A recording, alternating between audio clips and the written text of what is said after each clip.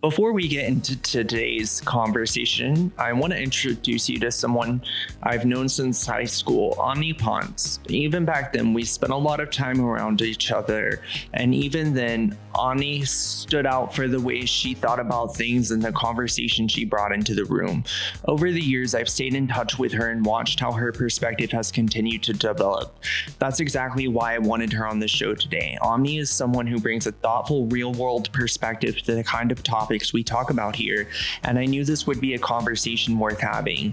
In this episode, we'll get into her experiences, how our views have evolved since high school, and what growing up in Austin is really like. So I'm excited for you to hear this. Let's welcome Omnee Ponce to the Henry Hudson Hour. Hi, Omnee. Hi, Henry. How are you? I'm good. How are you? Good. I'm excited. Okay, I'm glad to hear it. So, for people who have never been here, how would you describe what it's like to grow up in Austin? It's very exciting and chaotic. I feel like you have a lot of opportunities in this city than most cities. There's a lot of characters in this city, and I just feel like growing up here makes you really unique. Yeah. What are some of your earliest memories of the city, and how do they compare to what Austin feels like today? It's so different. I remember being super young and just driving in South Austin, and it's not like anything it used to be. I remember just like the neighborhood where I usually stay at. There was like no buildings around like it used to be. It used to be just back roads, and now there's nothing but like apartments, just buildings, new stores. It's changed very much in the last few years. But yeah. Yeah, it's completely different. It's unrecognizable. It really is. It really is. They're just tearing down everything. And like every year, like I know everyone says that, but like just it's crazy. Like day after day, like I hear a new like legendary spot has closed down just because they can't afford the rent. Do you think growing up in Austin shaped who you are in ways you didn't realize until later? Yes, for sure. So I was born in El Paso, and I think about it all the time. If I didn't move here when I was like young, which was around like 6 or 7, I'd say, if I didn't move here, I would very much be a different person. I feel like it's very much changed who I am.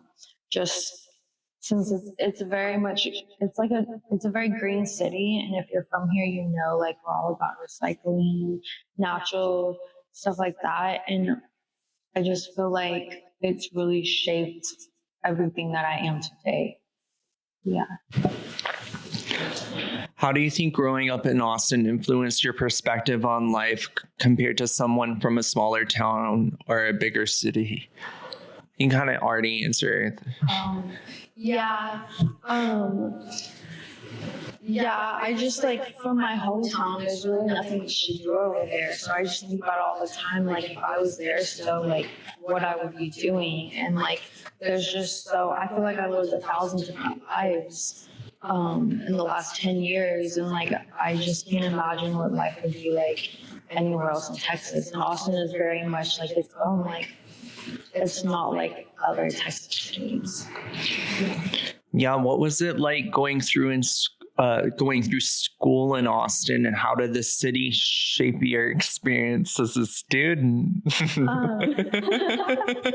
School in Austin is very, very interesting.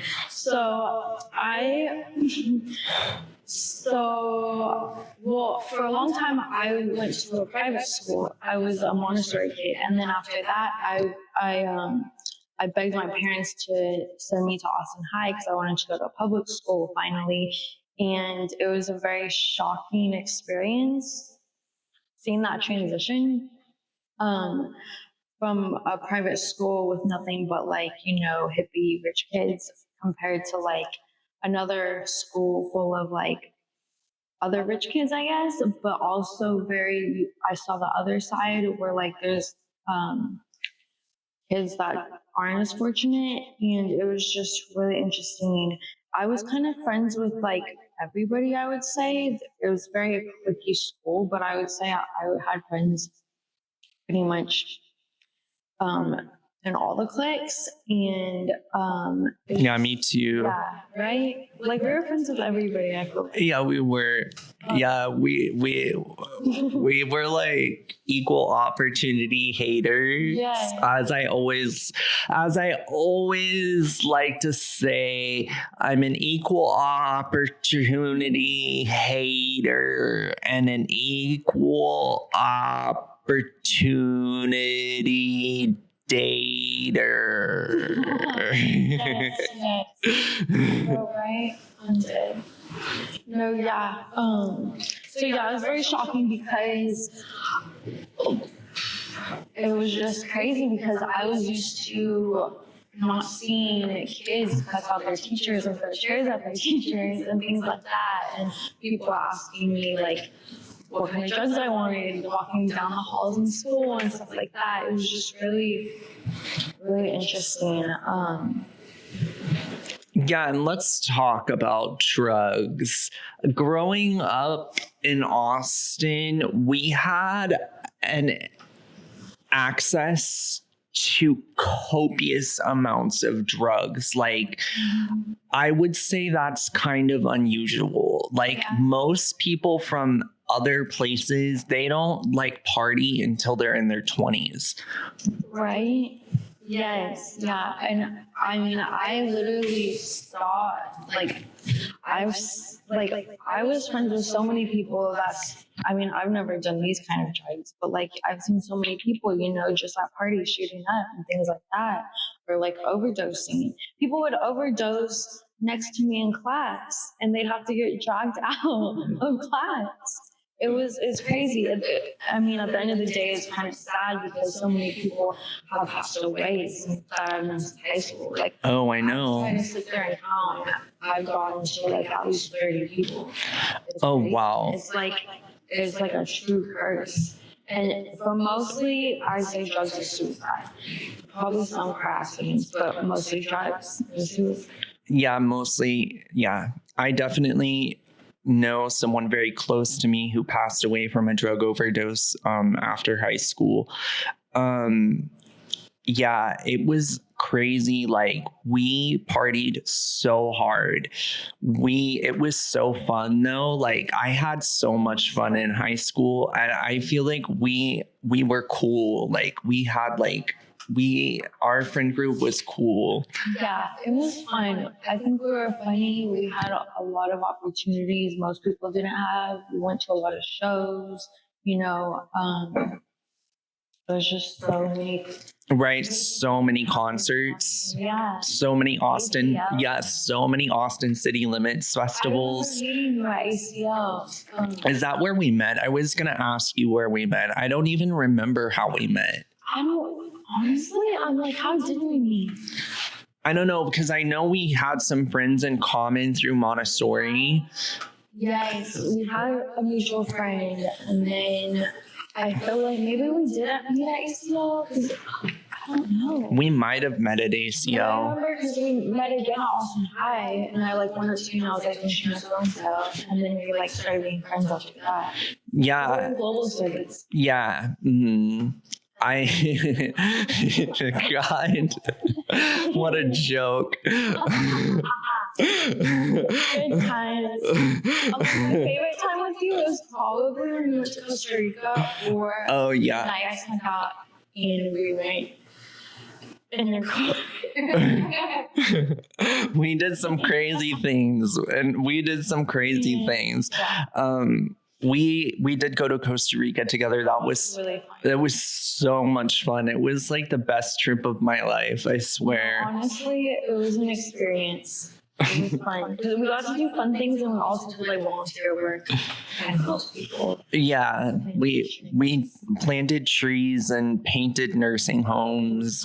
Yeah. We went up the volcano. That was cool. We drove hours up to the volcano. Yeah, the volcano. The volcano was really cool. I like that because it was kind of cold there. Yeah, we were up in the cloud. It was like all white. Hmm. Did you go to Arkansas? No, I didn't go on that trip. I got out of it. I got out of it. Oh. I pretended to be sick or something. No way. Yeah. I know. I was like not about to do that. I heard the horrible things about it from the girls that were older than us. And I was like, I'm not doing that. I don't know how I got out of it. I can't remember, but I totally think I like pretended I had the flu. Oh my God. Did you go on any of the other trips? You left? No, I left. I switched to private school. That's when I left Boston. Yeah. We both left around the same time. We were like, fuck y'all. That's Austin High. Fuck Austin High, for real. All the teachers there. I have nothing good to say about any of them. I would drop names, but I can't. Even as an adult now, looking back, I'm like, as teachers, y'all were so shit. I wasn't just being a bratty ass kid. I'm like, y'all were shitty adults. So, if you could go back and experience one part of your childhood in Austin again, what would it be? Before all the traffic sucked, I just remember riding around town and going to the Greenbelt with my parents and fun things like that before it got so insanely crowded. Like, it's just like, I feel like the crowds and the traffic just kind of ruins things now. It's like not worth waiting in line sometimes. Oh, I totally agree. Agree. It's like the traffic and the crowds make it so stressful now. Everything is so stressful, and it used to be so easy. Like, you used to never have to wait in line anywhere you went here, like, ever. Yeah, so like that just sucks. But like my favorite thing from childhood is just all going in Greenbelt, like all the swimming spots here that used to be flooded with water, like they're so dry now. It sucks. Yeah, well, hopefully they come back soon. We are supposed to get a lot of rain this summer, but yeah, I know. I loved like going to like Hamilton Pool. Yeah, yes, I was there so long. Me either. Krause Springs, Blue Hole. I don't know if I've been to Blue Hole. Blue Hole is in Wimberley. Oh, really? Have you been to Windy Point? Yes, I love Windy Point. Windy Point is my favorite park at the lake. Yeah. I've been there. That's nice. And do you feel like people who move to Austin experience the city differently than those who grew up here? Yes, for sure. I feel like they just think it's like, for sure, like this is our home. This is somewhere that we respect and we want to preserve, like all the like historic places, and like it's not just like some trendy place to come trash while you're in town. You know, like people, I don't think they see it the same at all. Like everyone views it very differently now. Like if you're new to here, like it's not the same place it was like a decade ago. Right. And I feel like people who aren't from here, they either love it here or they hate it here. Really? Yeah. They like, it's like a love-hate relationship that people seem to have with Austin. No, I'm so glad South by Southwest was over. Like, all the tourists were so fucking annoying. Yeah, no, right? And even that's not the same as it was before. Like, no, I know. Like, my mom she lives on the east side, so like, we would just walk like 5 minutes on the street and see free shows all the time. And now it's just like, everything costs that much, or then the lines, like, it's just not the same. It's not. Mm-hmm. If someone is trying to understand the real Austin beyond the stereotypes, what would you want them to know?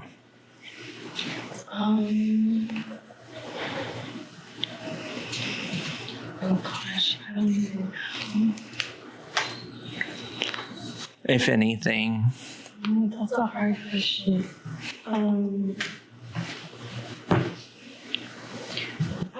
I feel like everybody goes to like the same.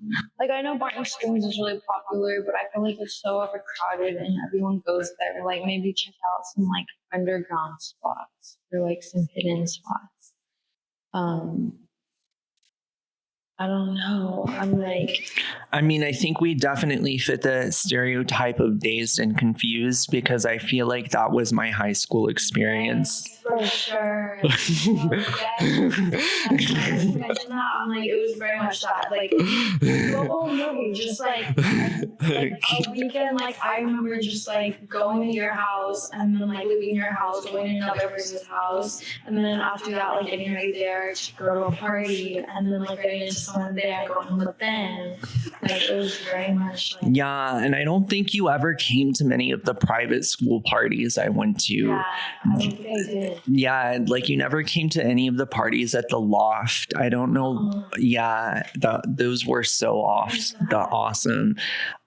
We had a loft downtown that we partied at. Really? Yeah, it was really, really fun. It was so cool, Omni. The whole thing, it was like one big giant room, all concrete, like very industrial, with a kitchen in the middle of it. And they had set up like beds, like several beds around the different corners of the room. But it was like huge. It was like bigger than my apartment. And it was just one big giant room. Yeah, it was in a building called the Brown Building. It's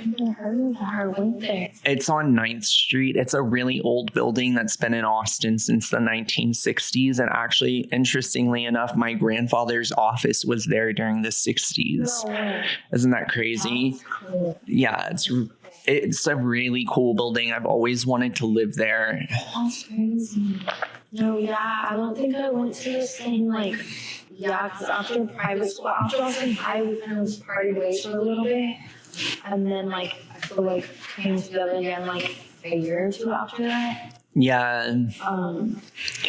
Yeah, I don't think we didn't really go to the same parties because you never partied with me at the mansion in Hyde Park either. Yeah, I became friends with a lot of, because I live in South Austin, so I became friends with a lot of freaking Crockett kids. Oh God. Kids, I know. Everyone, yeah. Garza was pretty diverse though. Like there was kids from all sides of town at Garza. Garza was cool because it was the complete opposite of Austin High. It was like not cliquey. There was like 200 kids there only. Everyone was friends with everybody. And yeah, it was cool. Yeah, I found that private school was not as cliquey as public school as well because it was so much smaller. And so everybody was kind of friends with each other. Yeah, it was cool. They're nicer. They weren't ambitious. I just Austin High cliques. I couldn't either. Like, remember they called each other the chain or the rope? Those girls, they're like, we want to be called the chain and the rope. The chain and the rope. They're clique. Yes, we call that so bad. They referred to themselves as that. That's so lame. They were so lame though. I grew up with those girls and they were so lame. They would not speak to me in high school at all. They were, I was like, I've known you since kindergarten, you bitches. Like, fuck y'all. Go back, I would just beat them all in. Taking your earrings off, darling. Yeah, no, I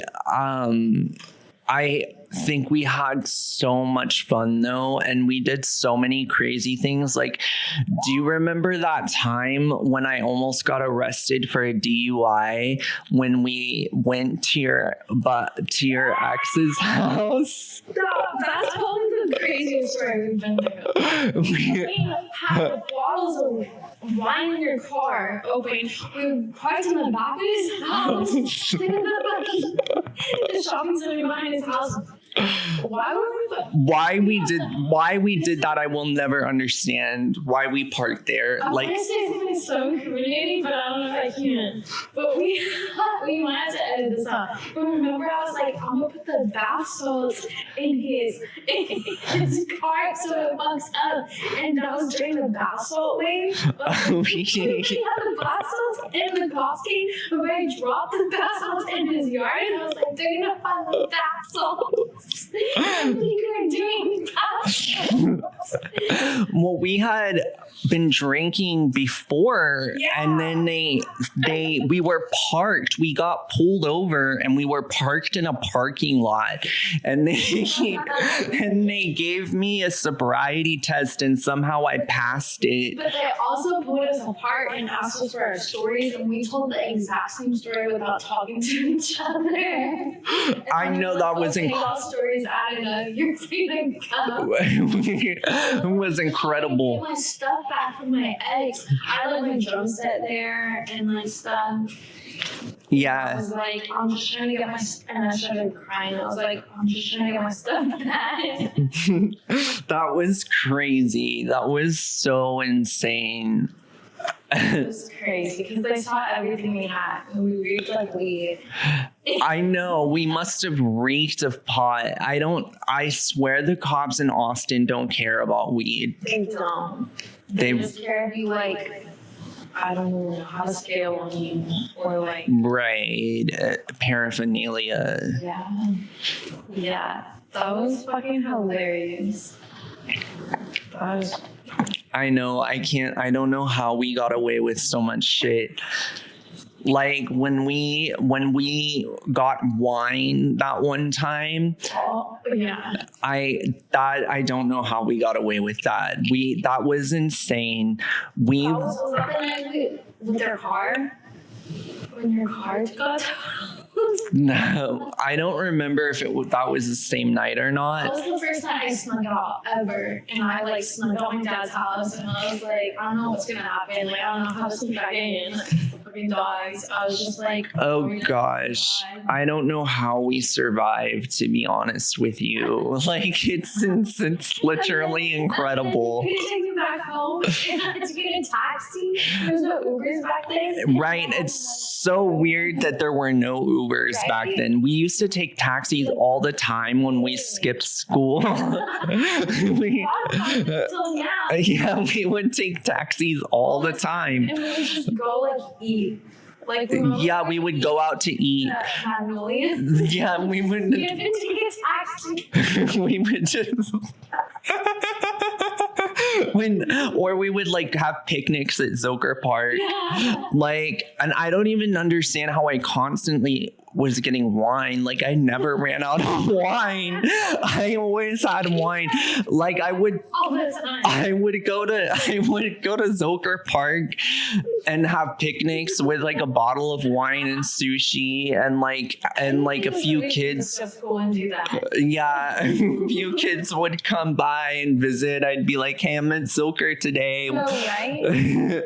Like drop by if you want. Walk or drive to Allison's house and just smoke real quick and then like go back to school and then skip again. No, we were so bad. We were such stoners. Oh my God. I don't really even smoke pot anymore, but when I was in high school, I was such a stoner. It was so bad. I don't know how I survived, honestly. No, we would be reeking when we get back to class. And I remember you even coming to visit me at Garza on my lunch break. Oh yeah. Yeah, I remember that too. Yeah, and we would drive around the block smoking around the school. And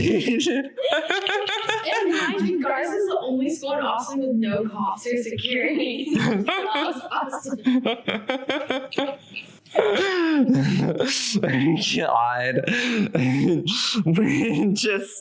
we just were so naughty.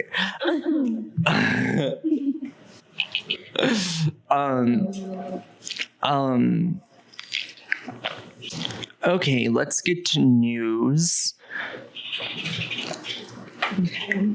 And if you could open up our news packet today, we have some interesting stories to cover. So the first story I wanted to cover, I think this is kind of shocking. It's an article from the New York Post saying cigarettes are back. Hollywood is pushing a new generation to light up from coast to coast. Do you see this? Yeah, that's crazy. Is that not just shocking? I thought this would happen anytime recently because everybody's on this like natural health kick, and like even kids our age are like I thought we're putting cigarettes down and stuff like that. I know. It says we're smoking hot. Yes, you read that right. Cigarettes are having a moment again. Just when it seemed we'd burn that bad habit to the ground, Hollywood, ironically part of the nation's most health-obsessed state, is lighting up again. From trays filled with cigarettes at Vanity Fair's Oscar party to Kylie Jenner smoking on the mag's latest cover, etc. And so it just goes on basically to say that smoking is like very in style again and very in fashion. Mm-hmm. I think it's insane. Like, why are people and most people now like vape? Yeah. But like, I just don't get it. I could never go back to smoking. I smoked cigarettes for 10 years. I quit 6 years ago, and I will never go back. Oh, that's good. 6 years you quit? Yeah. That's crazy. No, yeah, I quit during the pandemic. I'm almost a year blunt free, so like I know blunt wraps. It's like still tobacco, so like I stopped smoking those recently. But I'm just like, that's crazy because I just would figure. I thought everyone was putting cigarettes down, even vapes. I thought people were like realizing those aren't the best either. So I thought people were putting that away. That's weird. One quote from a 29-year-old content creator and musician based near LA says, smoking cigarettes definitely won't fit the traditional beauty standard, but I've spent most of my life hoping to look interesting rather than perfect or beautiful. Like, okay. I'm just not here for it. I don't like the smell. I don't like the yellow teeth. Yeah, I'm weird because I do like the smell, but that's just weird. Yeah, I just like, and the ash is so dirty, like the ashes. Yeah, I think it's horrible for you. I mean, people die all the time from it. Like, I didn't get to meet one of my grandpas because he died from that. So I feel like it's just not good. It's not good. It says encouraging me to do that. Yeah, I think that it's crazy. It's just mind-blowing, to be honest. I honestly can't believe that smoking is back in fashion. Crazy. Of all the things, I know we just got rid of it, right? Yeah. Like, I don't know. And then let's talk about this new dating trend. I think this is really going to upset you. Right. Hold on. Let me open the article. It's being super slow. The computer is being slow. Sorry, bear with us. Technical issues. Here we go. The sinister dating trend where women say men abandon them in the wilderness. He left me alone to test me. What the fuck is that? So this is an article on how men are abandoning women in the wilderness to test them to see like what exactly. I don't really understand it. How popular is this? I'm like, that is insane. I'm like, good luck seeing me again if I pass your test. Good luck seeing me again. Because if I pass it, you're still not going to fucking see me.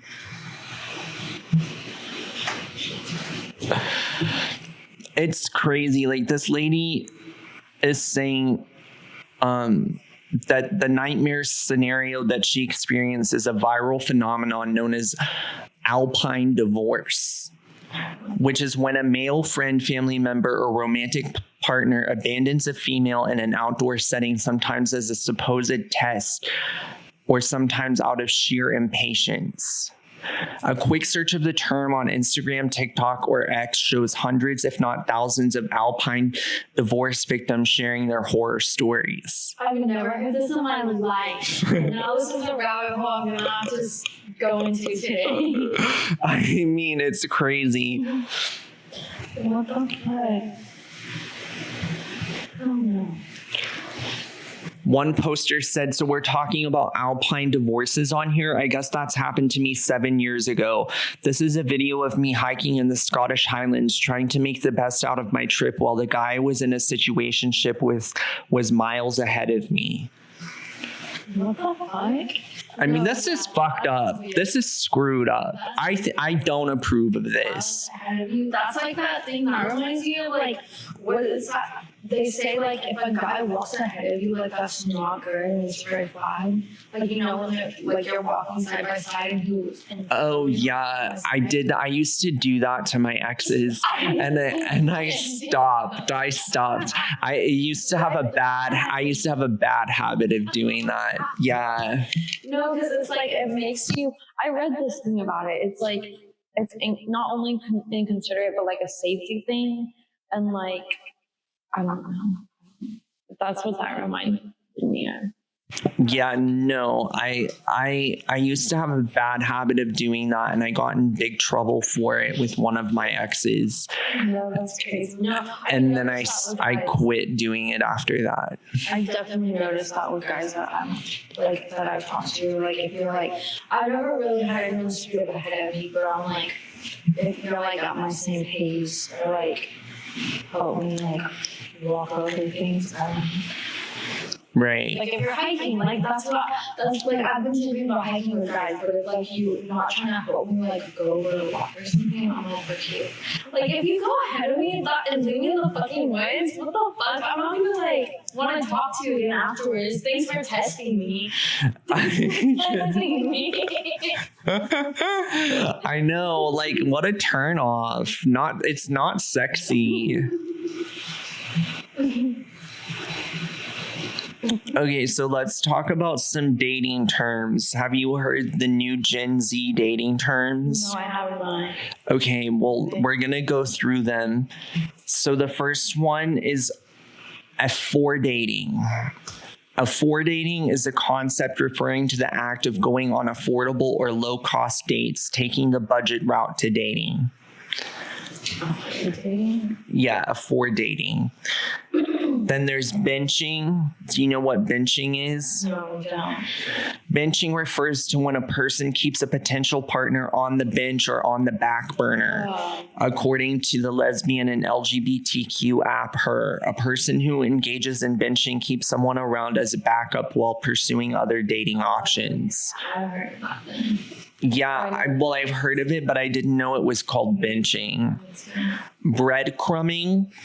Breadcrumbing is a manipulation tactic used in dating, essentially meaning leading someone on. A person who breadcrumbs employs the bare minimum charm, attention, or interaction toward another person, doing just enough to keep them around. Oof, that one is bad. I've been a victim of that. That sounds bad. That is really bad. I do not like that. Okay, everybody knows what catfishing is. We're going to skip that. Mm-hmm. Like, who doesn't know what catfishing is in 2026? Conscious uncoupling. Okay, I do know what that is. Do you know what that is? So conscious uncoupling is a positive trend in breakups when people break up and they communicate openly and their feelings. So an example of conscious uncoupling, for example, is like when a couple gets divorced, but they still live together in the same house. Okay. Right. Wow. Which is what a lot of married people with kids are doing now. Oh, really? Yeah. It does seem hard to me, and I don't know how they date. That seems harder because it's like so confusing with the kids. Because it's like you're not together, but you're together. It's complicated, but it's a very popular trend right now. That's for you. But that seems hard. Like, cuffing season. You know that, right? It's like doing Valentine's Day during the winter. Right. So cuffing season is the season when some people believe it's the optimal time to start a relationship or commitment. And it's like October into Valentine's Day. Yeah. Stupid. Yeah. DINK. DINK is an acronym that stands for dual income, no kids. Ooh, that's appealing to me. The term DINK typically refers to a couple or partnership and with which both individuals bring in an income and don't have children.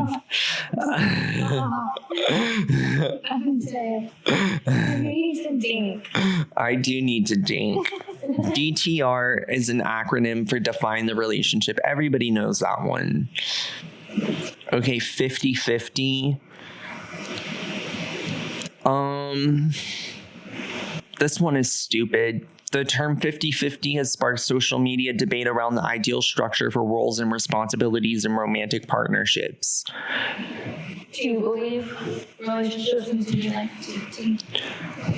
So like when it comes to like not just emotional things, but like physical, like well, I think with gay relationships, it's kind of different. But I do think with gay relationships, it is kind of expected that things are kind of equal. Yeah, are just more equal, I guess, than really interesting.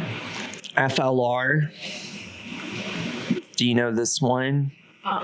Female-led relationships, or FLRs, are typically associated with heterosexual relationships. According to the couples app Paired, in this scenario, traditional gender roles are flipped and a woman may be seen as having more power in the relationship than a man, perhaps as either the breadwinner or lead decision maker.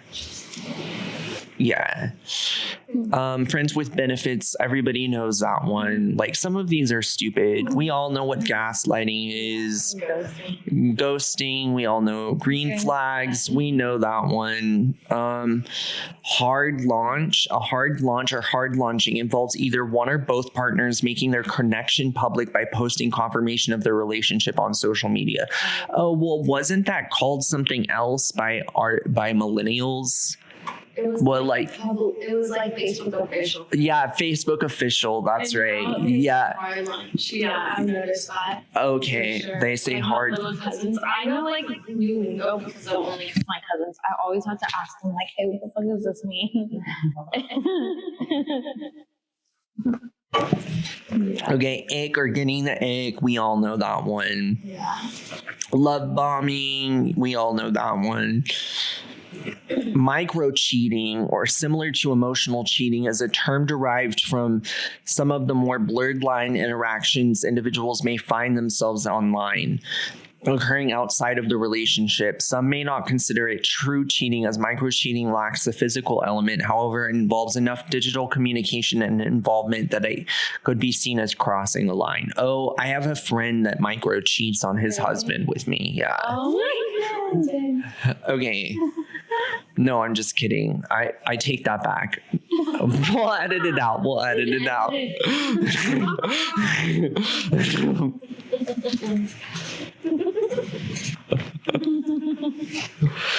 Okay. Negging.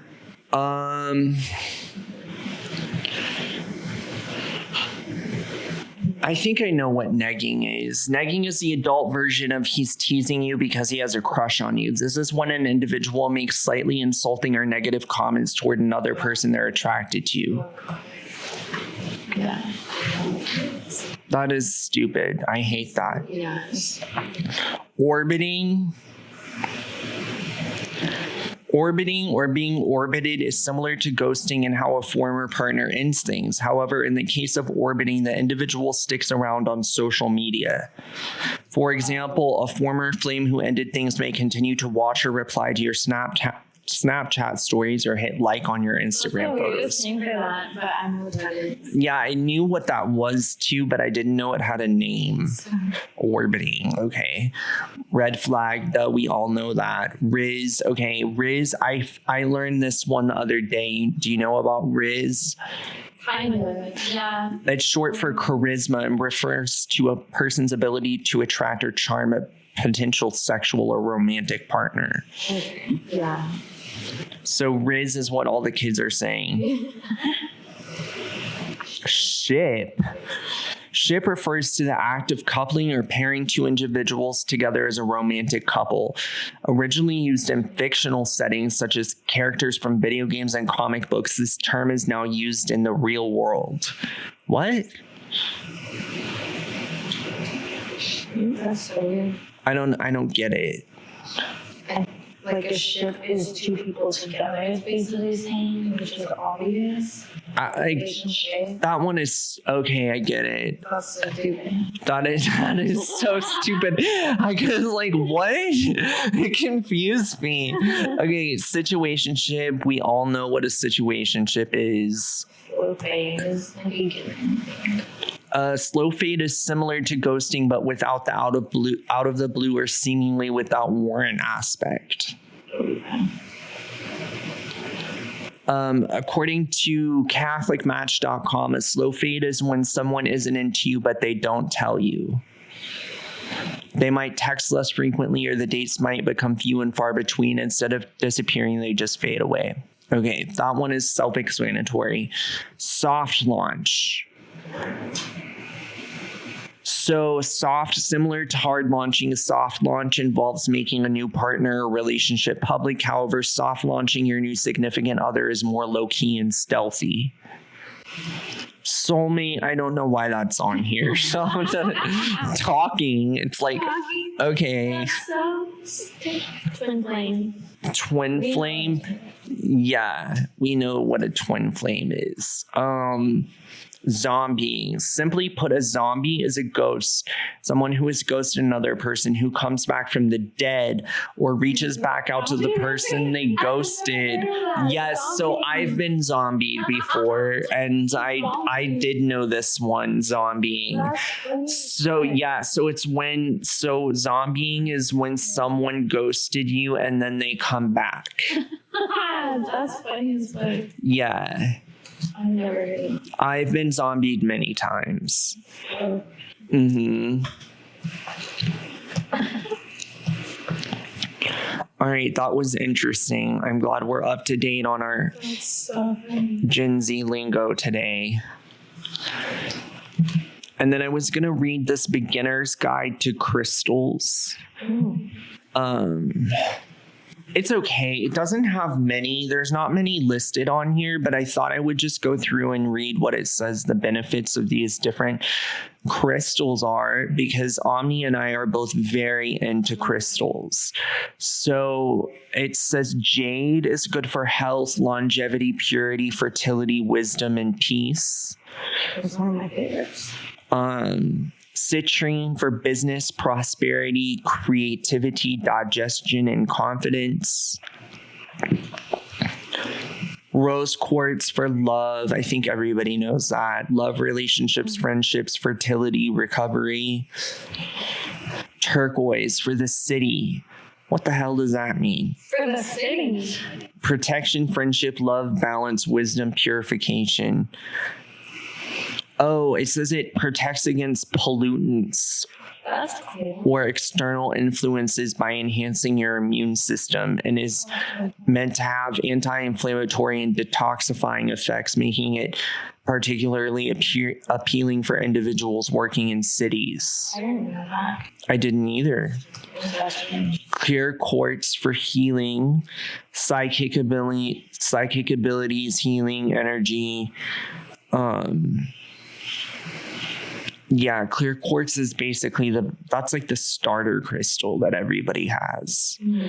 Amethyst is good for meditation, healing of mind, body, and soul. I like amethyst. Yeah, me too. I'm upset because I ordered an amethyst ring from Etsy, right? First they sent me one that was silver and I ordered a gold one. So I got back to them and I was like, hey, you sent me a silver ring and I ordered a gold one. So they're like, okay, fine, we'll send you a gold one. So they sent me a gold one. Well, the gold one doesn't fit.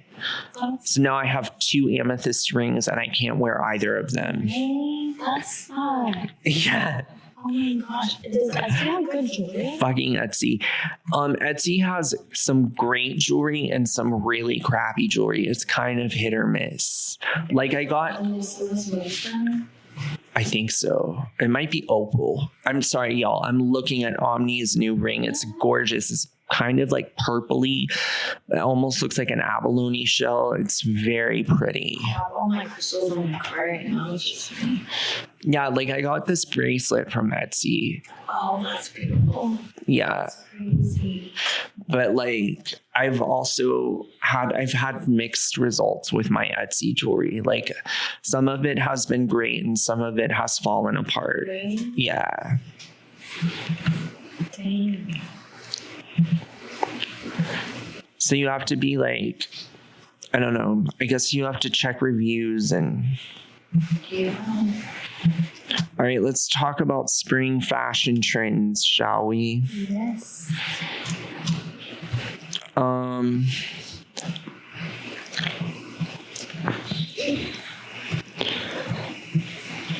So the top 2026 spring fashion trends: fringe. No fringe. Me too. I absolutely adore fringe. And I used to have these knee-high fringe boots and I can't find them anywhere. I don't know what happened to them. I need to find them now that it's back in style. And I have a vest that matches it. Well, I don't have a storage unit anymore because I couldn't afford it. So I had to get rid of it. So because they kept raising the prices and raising the prices and raising the prices. Yeah. That's why in my bedroom back there's boxes in there because I need a storage unit though.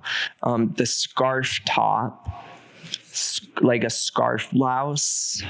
Okay. Like, like a blouse with like a built-in scarf. I see that. The statement skirt. Okay. That's a cool trend. I love skirts. I feel like women don't wear skirts very often. Really? Yeah. I love flowy skirts, long flowy ones. And I love mini ones. The preppy cardigan. Wow, I can't believe cardigans are back in style. I remember cardigans were so popular in high school. Yeah, they were so in style when we were in high school. Satin skirts. That's true. The classic button down. Okay. The scarf top. I love scarf tops. I like 1,000. Oh, really? Not having enough scarf tops. Yeah, because there's so many different ways you can tie them. I can do my hair and as a top. Just all different ways. They're cute. They're really cute. And then the layered top. Oh. The layered top. I don't really get what that is. It's when this long sleeves with a shirt. I hate that. That is so 90s.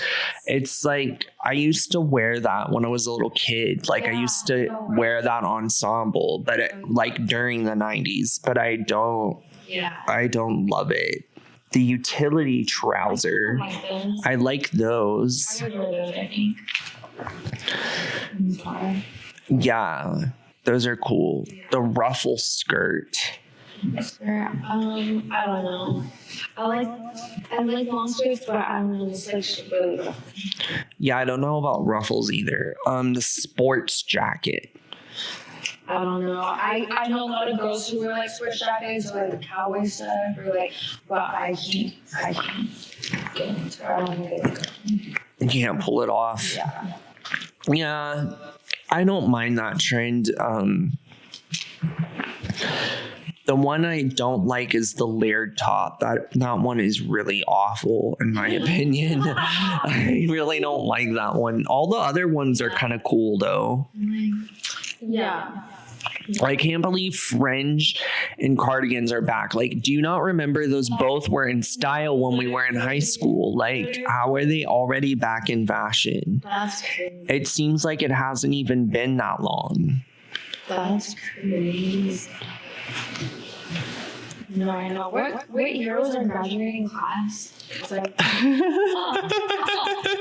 graduating later because ours was all year round. Oh, right. Because it was, yeah, because it, 2013. Really? Mm-hmm. Okay.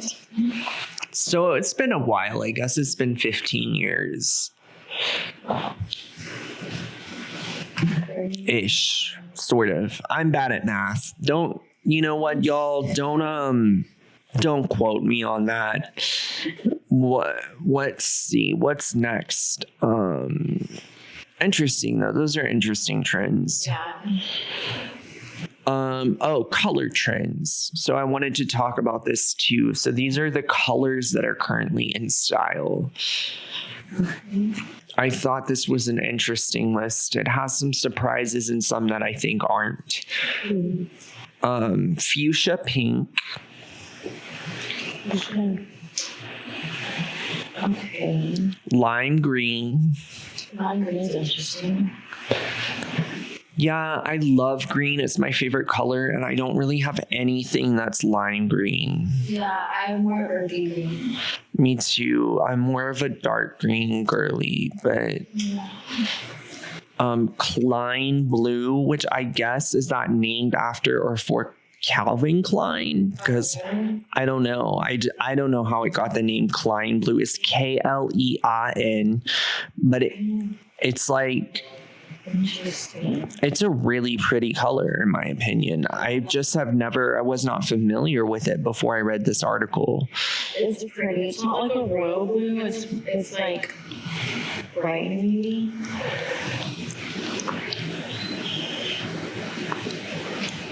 Right. It's like kind of like, it's like lighter than a navy blue. Mm-hmm. Yeah. Okay. And then tomato red. Ugh, not a fan. Yeah. Not a fan. These are the colors popular right now? Yeah, these are the most stylish colors of 2026. That's crazy. All right, what's next? Pantone's Cloud Dancer, which is I don't know if y'all heard about this, but Pantone is like this company, and every year they make a color of the year. Oh, really? Yeah, and it's supposed to be like the big, most in style color of the year. And this year they picked fucking white. I'm like, stop. White? Are you kidding me? Like the most boring color known to man. I hate white. I never wear white. I feel like I wear a little white, but I feel like everybody's aesthetic is beige right now, white and beige, and I'm like, it's so boring. Like everyone's couches and walls are beige. I know. My walls are white, but it's only because I'm a renter.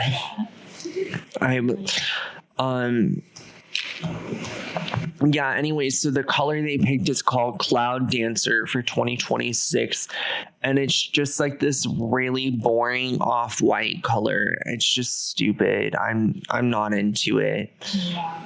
Although I will say this lace trim slip skirt from H&M that's only $30 is really pretty. Oh yeah. Emerald green, love it.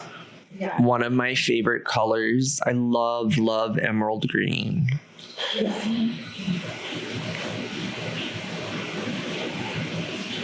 Navy blue is on. Yeah, I think that's the next one, navy blue. That one is kind of, I don't know. Navy blue is nice. I like navy blue. I always feel like sometimes it can look like a faded black. So you have to be sort of careful with it because you don't want it to look like it's like something black that faded. That's why I don't feel that much. Yeah. Bubblegum pink. It's so weird. I've never in my life been a pink person, but lately I've kind of been drawn to it. I'm like, I've always been pink, but I've been more sucked into it now, and I like it. So I think that's probably. Powder blue. Ooh, that's pretty. I love that. Yeah, powder blue is really pretty. Butter yellow. I'm not like yellow. I'm not a yellow person either, but at least this yellow, it's very subdued, I would say. It's not like an acidic bright color. It's more of like a kind of dusty kind of color. So it's less obnoxious. Yeah. Those Adidas sneakers are cool that they're advertising too. Yes. Oh, that's the whole list. Okay. Well, interesting. Well, those are the color trends for 2026. What do you think? I like the blue best, I think. The blue, the powder blue. Yeah. I like the powder blue and the Klein blue, and I like the emerald green. Yeah. I'm not a huge fan of most of the other colors, to be honest. Okay, let's see, what else do we have here? Parenting trends. Did you want to dive into that? Yeah, we can. I have to leave. I have to have 30 minutes before 12. Yeah, no, we can wrap any minute now. But I haven't read the parenting training yet. That's like as far as I got this morning from this Wednesday. I wonder what the trends. Look at this. This is how many times I have to edit. Go back. Yeah. Okay.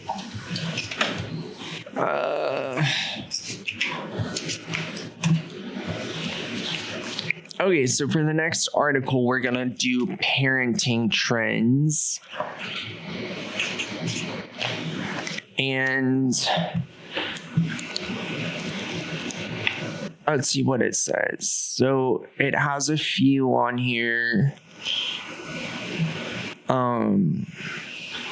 Seeing the anxious generation effect, going analog, prepping kids for real life, blending parenting styles and breaking cycles, managing the digital parenting paradox, reducing overconsumption, and making more sustainable choices.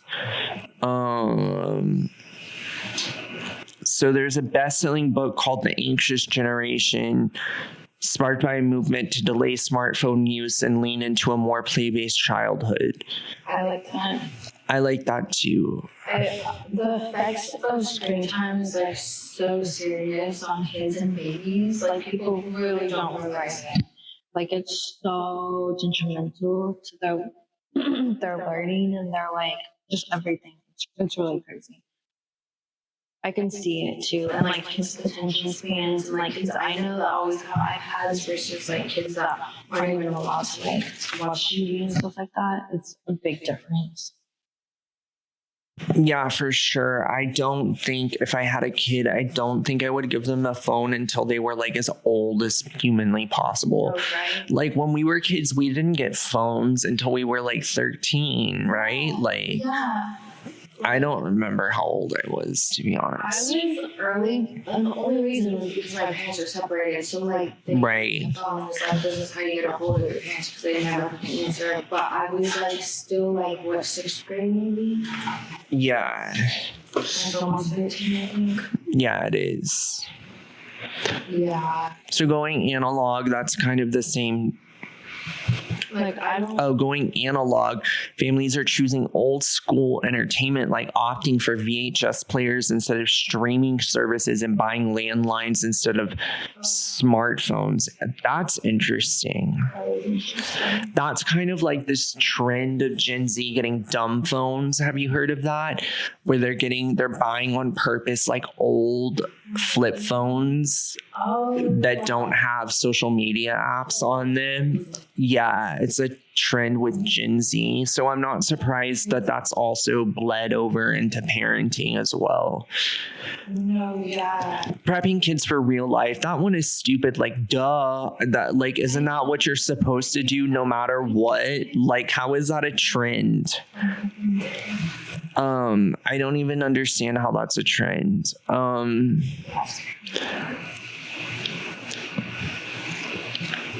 Blending parenting styles and breaking cycles. What does that mean?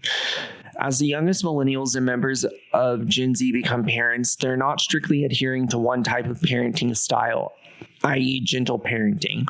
Rather, new parents are finding a blend of styles that works for them. A recent report from Talker Research on behalf of Kitty Academy had highlighted that the younger generation of parents is prioritizing breaking cycles from their own childhoods.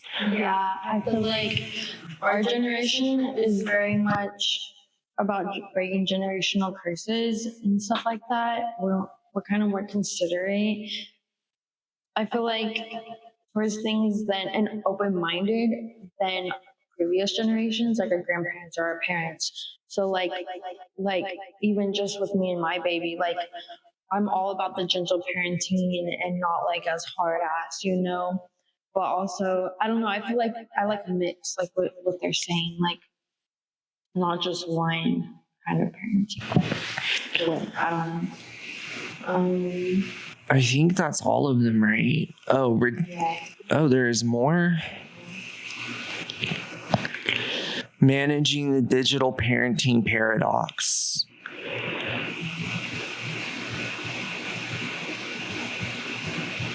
Okay, that's just more shit about technology. Sorry, this article's kind of boring. Reducing overconsumption and making more sustainable choices. Now I'm all for that. Yeah. De-influencing is a growing trend online, and parents are leaving behind Pinterest perfect living spaces, curated kids outfits, and kids' birthday party themes. It says, hey, I'm always all for welcoming back the 90s era kids pizza party. Like, yeah, whatever happened to that? Yeah. Like, we just had pizza and like Coca-Cola and literally, and we were perfectly happy. Just for like aesthetically pleasing things for them. Right, for themselves. Cartoons, not like match, not like, you know, like they don't want to look like adults. Like they want fucking cartoons or like cute things on their clothes. Like they want like I don't know. These kids parties, like adults make it about like them or like to make it. Yeah, I totally get that. All right. Well, that was really interesting. Anyway, I think we can wrap it up. Okay. Today, we heard from Omnee Ponce about what it's really like growing up in Austin and how the city has changed over time. Next week, my guest is theatrical expert Stephen Owsley, and we will be talking about the theater of life. Music in this episode is by John Bartman. You can find us at Henry Hudson Hour on Instagram or reach us at henryhudsonhour@gmail.com. I'm your host, Henry Hudson, and you've been listening to The Henry Hudson Hour. Have a great day, everybody. Bye, Omnee. Bye. Thank you. You're welcome.